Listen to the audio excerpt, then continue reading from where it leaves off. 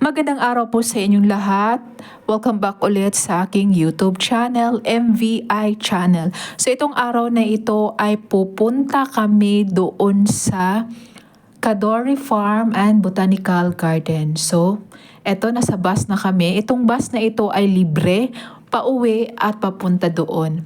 So nandito na kami sa bus. Sa mga gustong pumunta doon sa Cadore Farm and Botanical Garden, kailangan nyo magparehistro muna bago kayo pumunta para malaman ninyo kung anong slot, anong schedule kayo ang ibibigay sa inyo. So ito, nandito na kami sa bus. Itong aming nasa likuran ko ang aming team leader, si Ate G yun.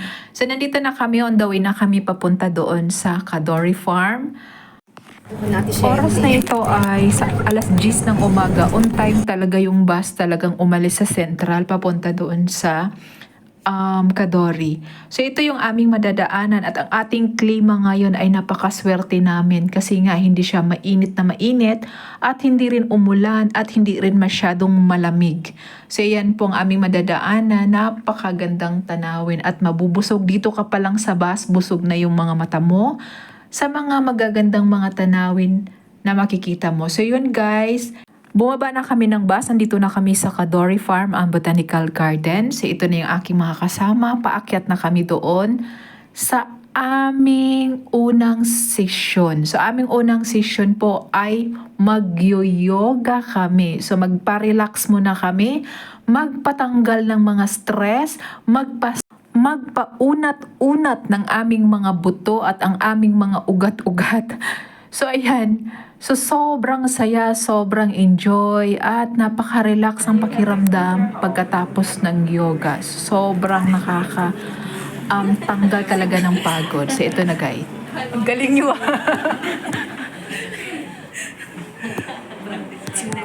Pasa mo sa group.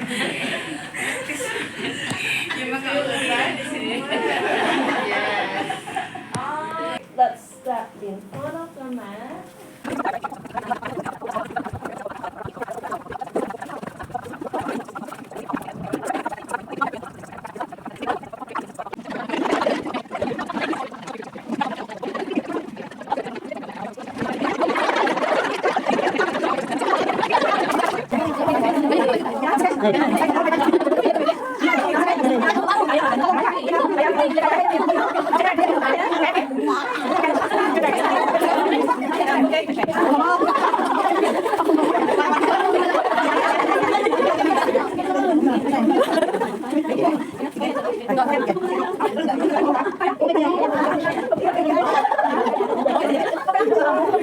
So after ng aming yoga session, ito ng aming next na ginagawa. So ito yung tinatawag na Zen Tangle. Ito yung parang nag-drawing lang kami. Ito yung parang pamparelax ng inyong utak. So yan ha.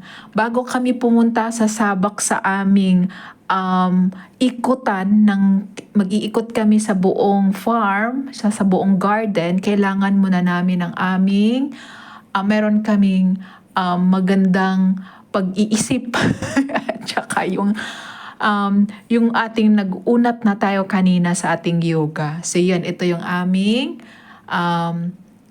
Zen Tangle. So yun guys, tapos na to. At ito na yung aming mga ginagawa at di namin maiintindihan kung paano namin to dinrawing yung bawat sa aming kanya-kanya, iba-iba ang aming mga design.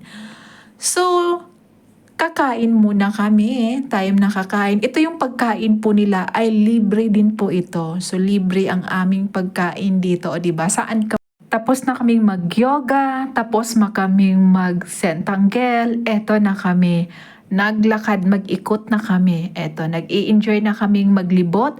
At ito yung pinaka-exciting part kasi mayroon kaming parang isi-shade. Bawat pupuntahan namin, kailangan mayroon kaming isi-shade doon sa papel namin. O diba, napakasarap. Para kaming nagiging bata sa aming. May mga task ka na gagawin. Ito si Ate G. Yung unang task namin dito ay yan.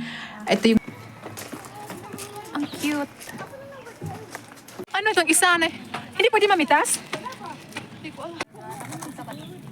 Ay, hindi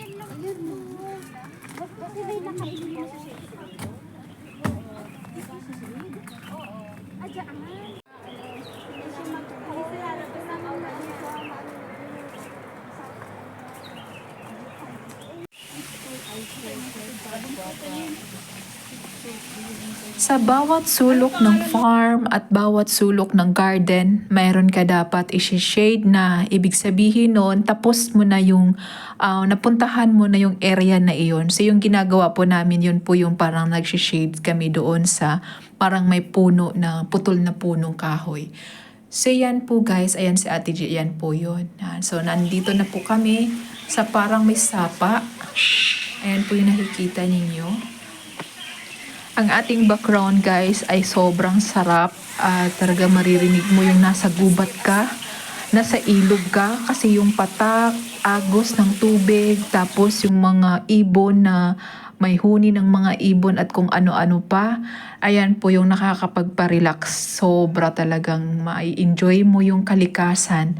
Ma-appreciate mo yung kalikasan. Sobrang ganda ang pakiramdam. So yun guys, ito nagsishade na naman kami dito sa isang gilid dahil natapos na namin yung ikutin yung isang buong lugar. So balik na naman kami, lipat na naman kami pala sa iba pang mga lugar.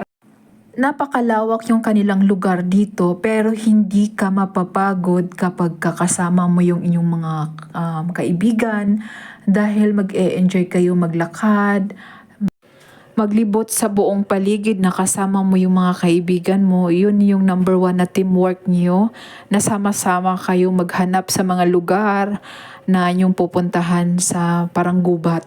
So yan guys, ito na naman kami. Nandito kami sa parang mayroon na namang ulit na umaagos na tubig. Ayan po.